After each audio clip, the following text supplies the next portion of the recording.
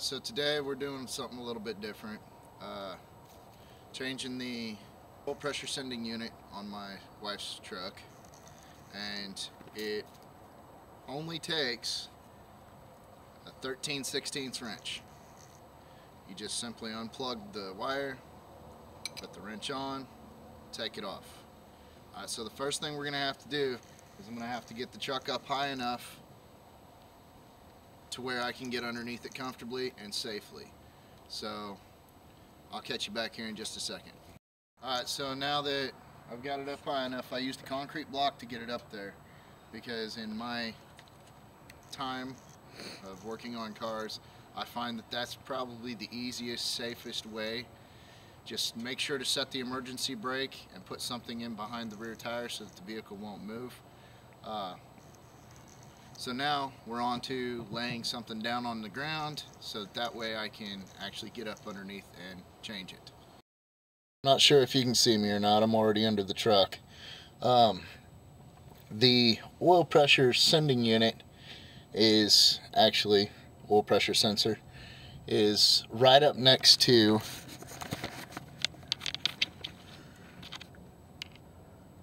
the oil filter. It's right there. That is the oil pressure sensor, oil pressure sending unit, whatever you want to call it. So the first thing I need to do is work on getting the clip off, and after I get the clip off of it, then I'll be able to take it out and put the new one in, and I'll show you how to do that here in just a second. Easy way to actually show you what I just did, but the simplest thing I did was just unplugged it right there, and it's kind of hard to see, but I unplugged it right there, and it is fully unplugged.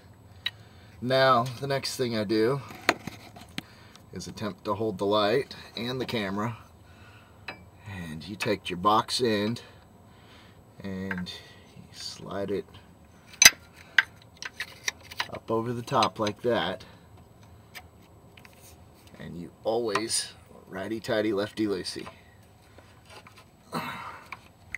Well, I'm not going to use the boxed end. We'll take the open end and we'll put on there.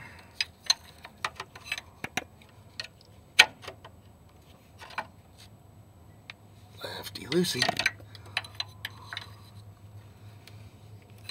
Now hopefully oil doesn't come pouring out of this thing whenever I get it off there, because if it does, then I'm going to have a hot mess on my hands, and I'm going to have to put some more oil in it.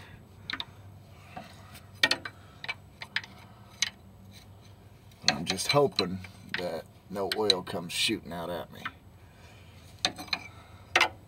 I think maybe I've got it loose enough to where I can grab a hold of it and spin it. No, I don't. Not yet.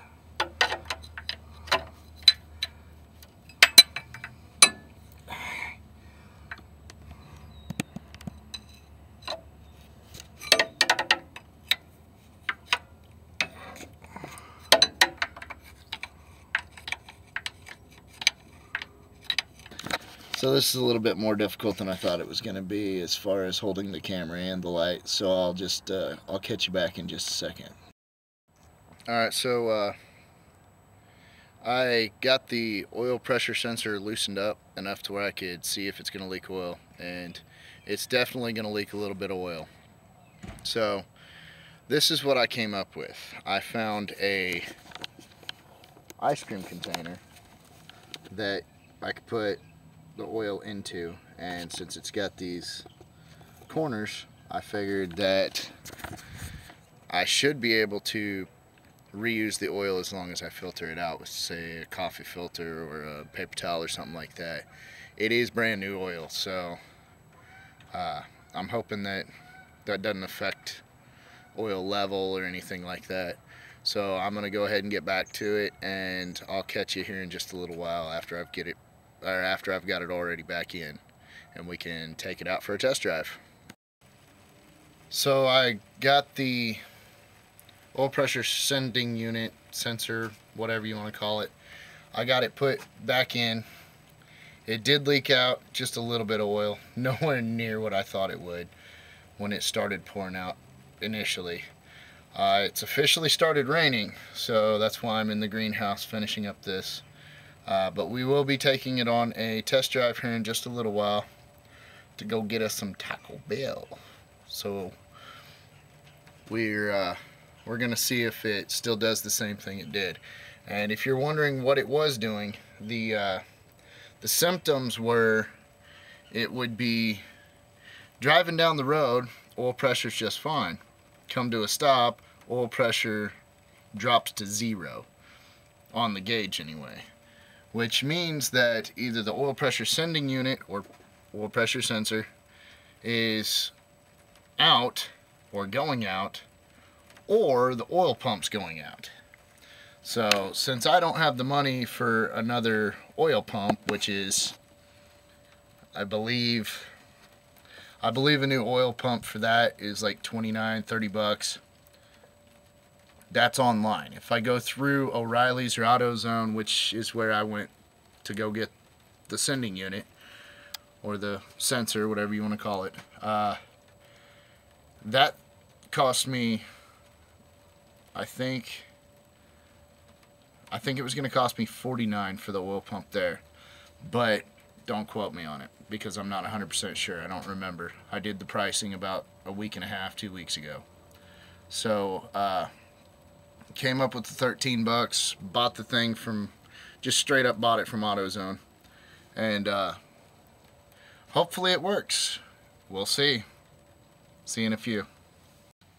Alright, so before we go anywhere, I'm going to do the test and see if it works. So keep your fingers crossed that we have oil pressure.